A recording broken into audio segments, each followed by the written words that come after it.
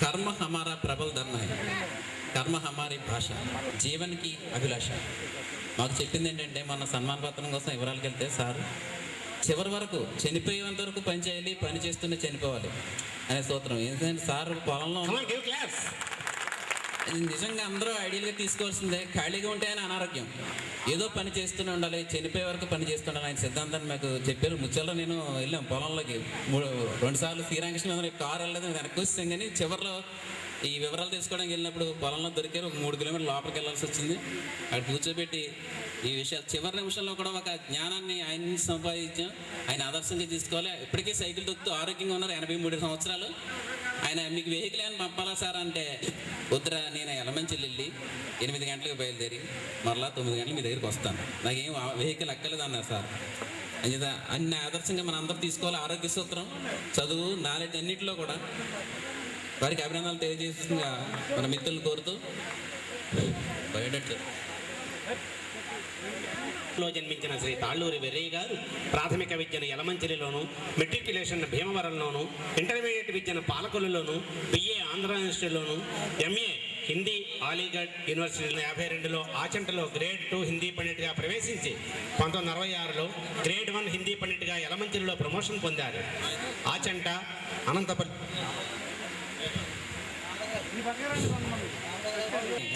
కోరుతున్నాను.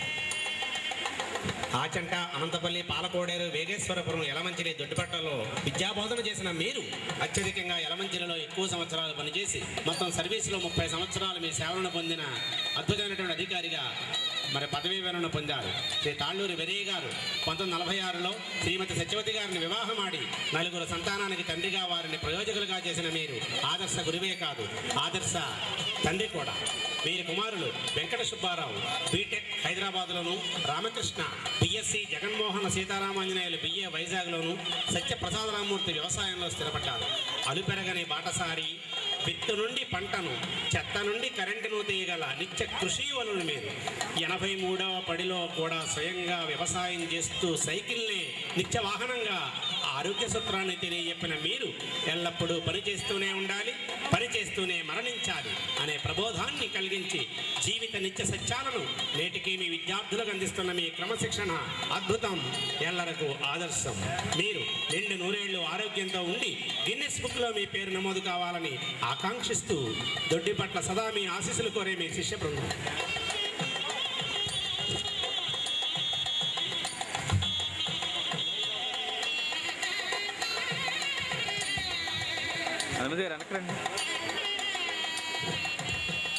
చక్కటి దుస్సాలువాతోటి జ్ఞాపికతోటి సత్కరించే వారి యొక్క నమస్కారాలు, వారి ఆశీస్సులు కూడా తీసుకుంటున్నారు. వారికి నమస్కారాలు చెల్లించుకుంటూ మరి ముత్యాలరావు గారు ఆయన మాట్లాడితేనే ముత్యాలు రాలిపోతాయి అన్నట్టుగా ఉంటుంది. ఎప్పుడు మాట్లాడతారో చూడాలి మరి సాయంత్రం లోపల.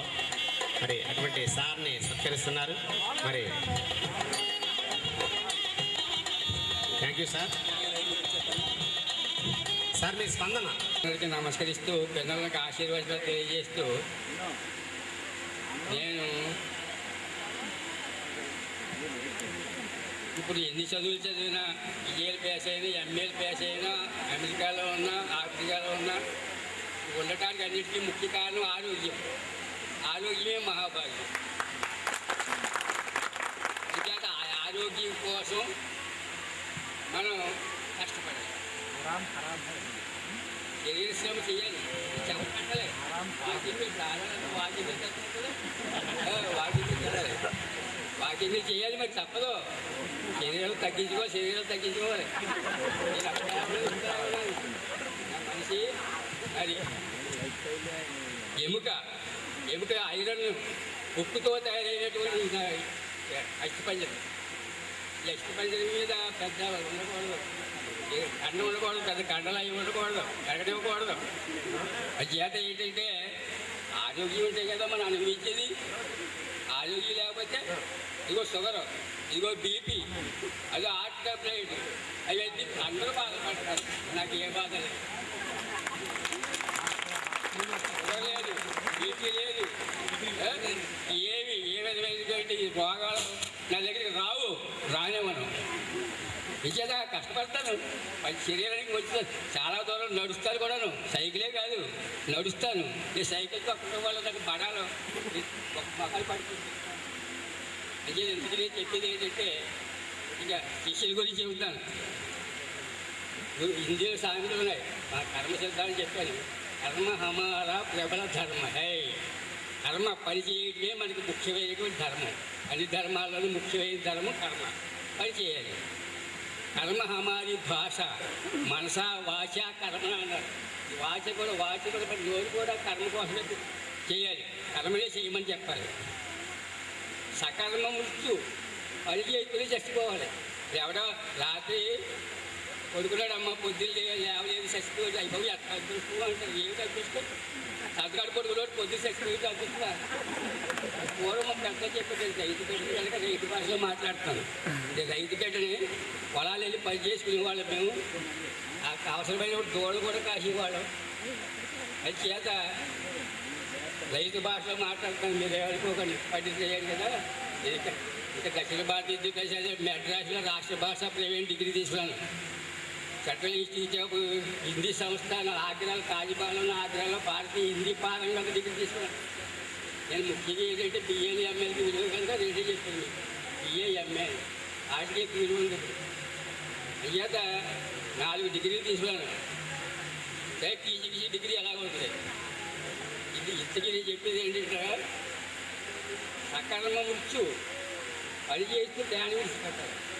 పూర్వం మనకి సామెతోడిది, చచ్చిపోయేటప్పుడైనా సాపక్కలు లేక దేకి సావమన్నారు. చచ్చిపోయేటప్పుడు సాపక్కలు దేకి ఓ సాపక్కలు ఎక్కడైనా దేకి సావమన్నారు. అందుకే రాత్రి కొడుకు పొద్దు చేసుకోవాలి. అనమాట ఎవరైనా తెలియకూడదు. అయ్యో తెల్లారి చచ్చిపోయామో చచ్చిపోయింది. ఏం చచ్చిపోయాడు? ఏమిటా బ్రతుకు? అలా చచ్చిపోయి బ్రతుకు మనకు వద్దు. అలాంటి బ్రతుకు మనకు వద్దు. కష్టపడదాం, ప్రాణాలు అయిపోదాం.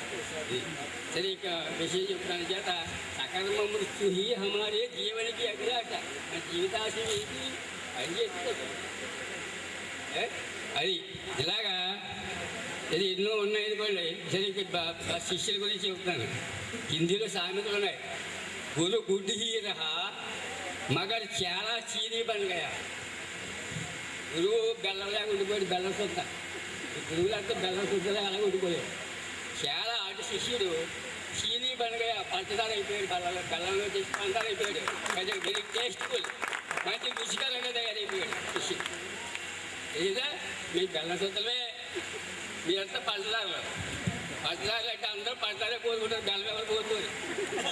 అది చేత ఏంటంటే ఇలాగా ఎన్నో ఉన్నాయి. మీకు సమయాభావం ఎక్కువగా ఉంది కనుక ఈ డబ్బులు త్వరగా ఇవ్వాల్సాలి కనుక నేను మీ అందరినీ మీకు కోరేది ఏంటంటే ఆరోగ్యం మహాభాగ్యం కనుక ఆరోగ్యానికి కావాల్సినటువంటి పనులు చేయండి. విద్యార్థి పట్టుదారు అయిపోయారు కనుక మీరు పట్టుదారులాగా ఉండండి. మళ్ళీ బెల్లం అవ్వడానికి నేర్చు చేయకండి. కరెక్ట్. అది అందరికీ నమస్కారం. Thank you sir. మరి పంచదార కణికలుగా మారారని మంచి అద్భుతమైనటువంటి మెసేజ్ని ఇచ్చారు సార్. మరి ఇంకొకసారి చెప్పలు కొట్టచ్చు. అది మొత్తం 2 సెక్షన్లు జనం అక్కడ కలుసుకునే వాళ్ళం. అందుకనే సెక్షన్ల భేదం ఎందుకు లేదంటే కనకసుందరంగా ట్యూషన్కి వెళ్ళేవాళ్ళం అందరం. కనకసుందరం గారిని గౌరవించడానికి వై నారాయణమూర్తి, కనుమూరి సీతారామరాజు, ఆగి సీతయ్య, ఎం పార్వతి, ఎస్ సీతారామమ్మ వేదిక మీద రాసిన గొప్ప.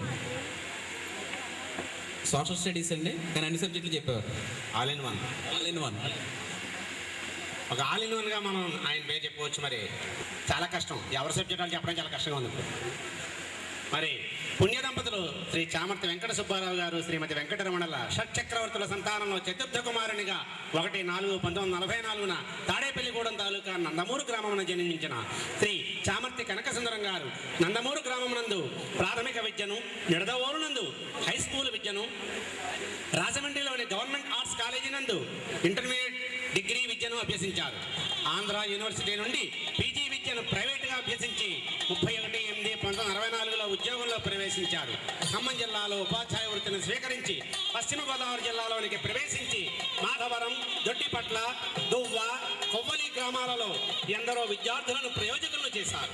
ప్రధానోపాధ్యాయునిగా పదోన్నతి పొంది చల్ల చింతలపూడి, ఉంగుటూరులలో బాధ్యతలను నిర్వర్తించడమే కాకుండా మండల విద్యాశాఖాధికారి ఎంఈఓగా దేవరపల్లి, నల్లజర్ల, పెరవలిలో అత్యున్నత విలువలు నెలకొల్పిన ధీశాలి కనకసుందరం గారు 36/1966 సరస్వతి గారిని భారీగా స్వీకరించి వెంకటరమణ, వెంకట సుబ్బారావులకు జన్మనిచ్చి వారికి విద్యాబుద్ధులు నేర్పించిన ఉత్తమ తండ్రి మీరు.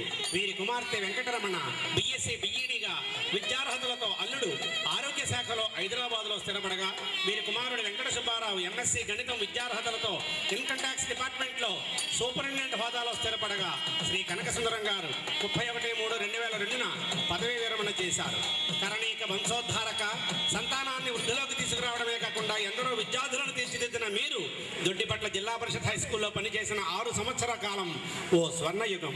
1980-81 విద్యా సంవత్సరంలో 10వ తరగతిలో మీరు బోధించిన సోషల్ సబ్జెక్టు, నేర్పించిన సామాజిక దృక్పథం మాకు ఆదర్శనీయం. కళ్లకు కట్టినట్లు ప్రపంచ యుద్ధాలను, రాజకీయాలను వివరించి సాంఘిక శాస్త్రానికి జీవం పోసిన మీరు బోధించిన తీరు మేము పదిలం. నాటకీయమైన బోధనతో మీరు చెప్పిన సహజ సిద్ధమైన ఉదాహరణలతో నేటికి మిమ్మల్ని తలవని రోజు లేదు. సమాజం పట్ల మీరు నేర్పిన బాధ్యత రాజకీయ గౌరవించేటప్పుడు చాలామంది చాలా చెప్పాలనుకుంటున్నారు, కానీ ఒక్కో మాస్టర్ నుంచి ఒక్కోటి నేర్చుకుంటాం.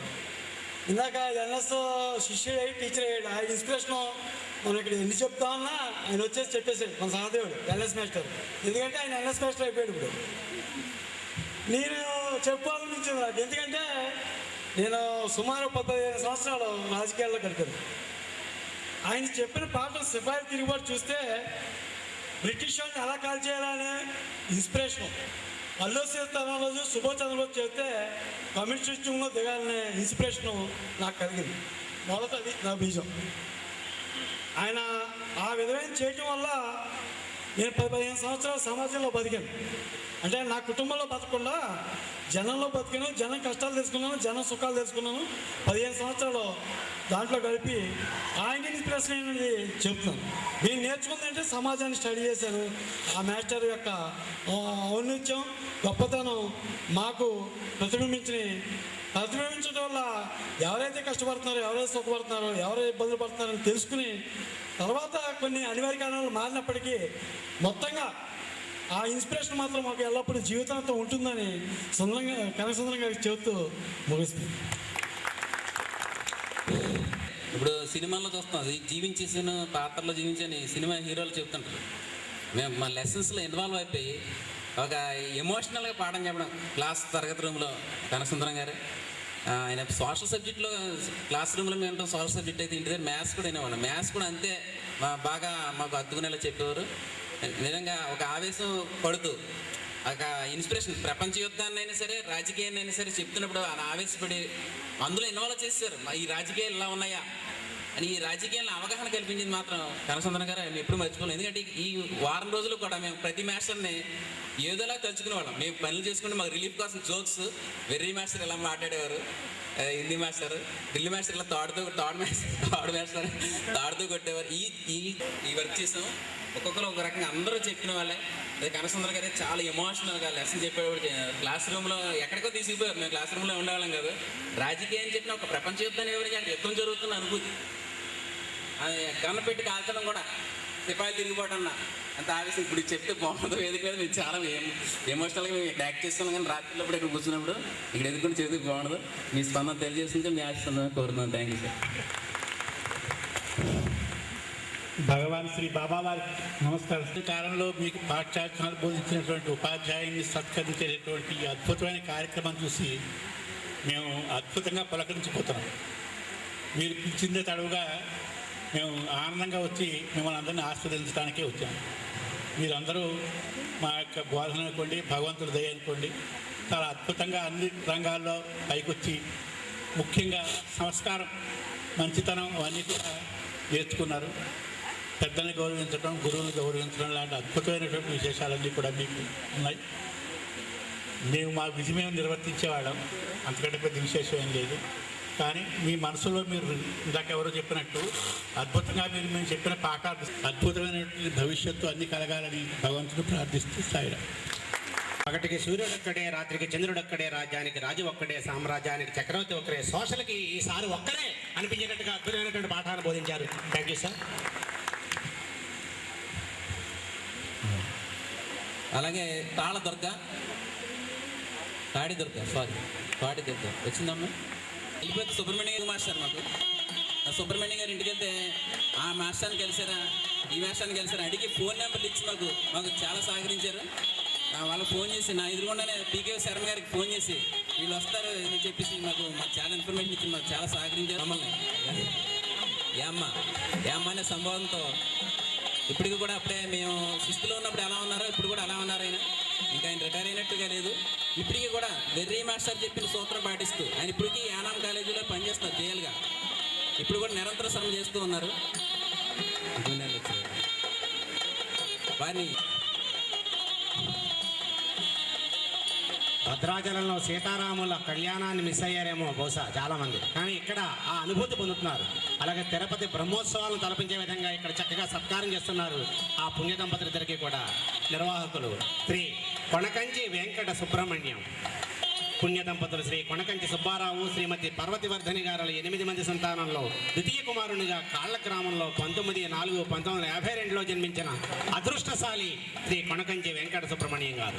తెలుగు, సంస్కృత భాషలలో 2 MA డిగ్రీలు పొంది MED పట్టాతో మలకపల్లి గ్రామంలో గ్రేడ్ 2 తెలుగు పండితునిగా 28/4/1973న వృత్తిలో ప్రవేశించిన మీరు 10 నెలల తర్వాత జొడ్డిపట్లలోని జిల్లా పరిషత్ ఉన్నత పాఠశాలకు బదిలీపై వచ్చారు. భీమవరం మున్సిపల్ ప్రాథమిక పాఠశాలలో ప్రాథమిక విద్యను, ఓరియంటల్ పాఠశాలలో సెకండరీ విద్యను గడిపిన మీరు డిగ్రీ, PG, PEDలను ప్రైవేటుగా చదివి గవర్నమెంట్ కాంప్రహెన్సివ్ కాలేజ్ ఆఫ్